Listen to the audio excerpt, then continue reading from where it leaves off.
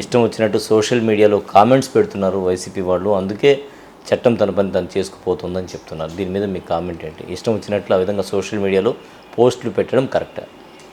మీరు ఒకసారి ఆలోచించండి. జగన్మోహన్ రెడ్డి గారి మీద కానీ, జగన్మోహన్ రెడ్డి గారి కుటుంబ సభ్యుల మీద కానీ ఎంత దారుణమైనటువంటి భాష మాట్లాడుతూ ఉన్నారంటే కొంతమంది అంత అసభ్యకరమైన మాటలు వినలేకపోతూ ఉంటాం. అటువంటి మాటలు వాళ్ళ మీద మాట్లాడుతూ ఉన్నా కూడా ఈరోజు వాళ్ళ మీద అయితే ఎక్కడ కూడా కేసులు పెట్టాలని కానీ ఎఫ్ఐఆర్ చేయాలని కూడా ఆలోచించట్లే.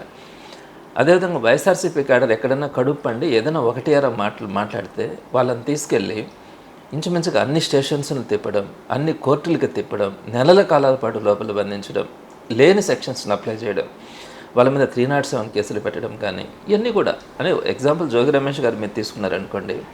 జోగి రమేష్ గారికి లిక్కర్ కేసుకు సంబంధం ఎట్లాంటిది లేదు. ఆ లిక్కర్ కేసులో ఇతను మాట్లాడాడని ఆ లిక్కర్ కేసులో నీకే సంబంధం ఉందని చెప్పి లోపలేసినటువంటి పరిస్థితి ఉంది.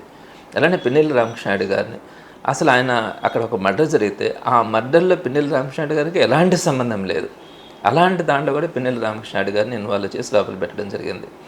అదేవిధంగా కాకాని గోవర్ధన్ రెడ్డి గారికి సంబంధించి కూడా అది ఆయన మీద పెట్టినటువంటి false allegation, SC ST case పెట్టడం కానీ ఇవన్నీ కూడా పెట్టినటువంటి కేసులు మనం చూస్తున్నాం. ఇవన్నీ కూడా వాళ్ళు ఎవరినైతే అరెస్ట్ చేయాలనుకుంటారో వాళ్ళ మీద ఒక టార్గెట్ ఇస్తున్నారు పోలీసులకి. సో ఇతని లోపల 3 నెలలు ఉండాలి లేదా 6 నెలలు ఉండాలా అని టార్గెట్ ఇస్తున్నారు. పోలీసులు దాన్ని బట్టి కథలు అల్లడం, ఆ కథలు అల్లి దానికి సంబంధించి వీళ్ళని ఎక్కడో దగ్గర లింక్ చేసి ఎవరో ఒకరి దగ్గర కన్ఫెషన్ స్టేట్మెంట్ తీసుకొని వీళ్ళని తీసుకెళ్ళి లోపల పెట్టి నెలల కాలాల పాటు బంధిస్తున్నటువంటి పరిస్థితి ఈరోజు చూస్తూ ఉన్నాం. ఇవన్నీ ఒక ఎత్తు అయితే సోషల్ మీడియాలో ఎక్కడైనా కూడా అవతల వాళ్ళు ఒక మాట మాట్లాడితే అంటే ఇప్పుడు జగన్మోహన్ రెడ్డి గారు చేతిలో గొడ్డలు పెట్టి ఒకటి ఏది పెట్టారు. దానికి సంబంధించి ఎవరో వైఎస్ఆర్సీపీ వాళ్ళు చంద్రబాబు నాయుడు చేతిలో కత్తి పెట్టి చేశారు. అంటే కడుపు మండి చేసినటువంటిది.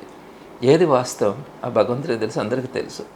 ఇది పెడితే వీళ్ళ మీద కేసులు పెట్టి వీళ్ళని లోపల పెట్టినటువంటి పరిస్థితి ఉంది. అంటే ఇట్లాంటి పరిపాలన ప్రజాస్వామ్యంలో మనం భారతదేశంలోనే ఎప్పుడు కూడా ఎక్కడ చూడలే. ఎక్కడ దాన్ని ఎంత రాజ్యంలో గమనిస్తూ ఉంటామేమో కానీ ఆంధ్ర రాష్ట్రంలో ప్రత్యేకించి ఇట్లాంటి పరిపాలనను మనం గతంలో ఎప్పుడు కూడా చూడనటువంటి పరిస్థితులు ఈరోజు మనం చూస్తూ ఉన్నాం.